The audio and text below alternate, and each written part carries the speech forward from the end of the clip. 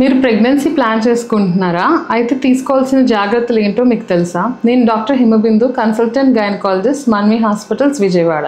జనరల్గా డెలివరీ తర్వాత 3 years and abortion తర్వాత ఎన్నో నెలలు అబార్షన్ అయిందని దాన్ని బట్టి 3 నుంచి 6 నెలలు ప్రెగ్నెన్సీకి గ్యాప్ తీసుకోమని అడ్వైస్ చేస్తాం. అయితే ప్రెగ్నెన్సీ ప్లాన్ చేసేటప్పుడు routine test like haemoglobin, thyroid, sugars వంటివి చేయించుకోవాలి. వాటిల్లో ఏమైనా లోపాలు ఉంటే అవి సరి చేసుకోవాలి. ఆల్రెడీ డయాబెటిక్, షుగర్స్ హై ఉన్న వాళ్ళు, బీపీ ఎక్కువ ఉన్న వాళ్ళు, ఫిట్స్ ఉన్న వాళ్ళు మందులు వాడుతుంటే ఆ మందుల్ని ప్రెగ్నెన్సీలో సేఫ్ గా ఉండే మెడికేషన్ కి షిఫ్ట్ చేసుకోవాలి. తర్వాత తరచుగా అబార్షన్స్ అయిన వాళ్ళల్లో జన్యుపరంగా లోపాలు ఏమైనా ఉన్నాయేమో తెలుసుకొని దానికి తగ్గట్టు బ్లడ్ టెస్ట్ చేయించుకొని మళ్ళీ అలాంటి లోపాలు ఫ్యూచర్ ప్రెగ్నెన్సీస్ లో కూడా ఏమైనా రిపీట్ అవుతాయా అన్నది నిర్ధారించుకున్నాక ప్రెగ్నెన్సీ ప్లాన్ చేసుకున్నట్టయితే ప్రెగ్నెన్సీ అవుట్కమ్ బెటర్ గా ఉంటుంది. తరచుగా అబార్షన్స్ అయిన వాళ్ళలో ఒక్కొక్కసారి టార్చ్ ఇన్ఫెక్షన్స్ లేక ఆప్లా సిండ్రోమ్ అనే ఇబ్బందులు ఉండొచ్చు. ఇలా ఉన్న వాళ్ళల్లో ఇన్ఫెక్షన్స్ ట్రీట్ చేసి ఆప్లా సిండ్రోమ్ కి హెపారిన్ అనే ఇంజెక్షన్ స్టార్ట్ చేయాల్సి వస్తుంది. ప్రెగ్నెన్సీ ప్లాన్ చేసుకుంటే 3 months ముందే ఫోలిక్ యాసిడ్ అన్నది స్టార్ట్ చేసుకోవాలి. వరుసగా 3 నెలలు వాడిన తర్వాత ప్రెగ్నెన్సీ గాని ప్లాన్ చేసుకున్నట్టయితే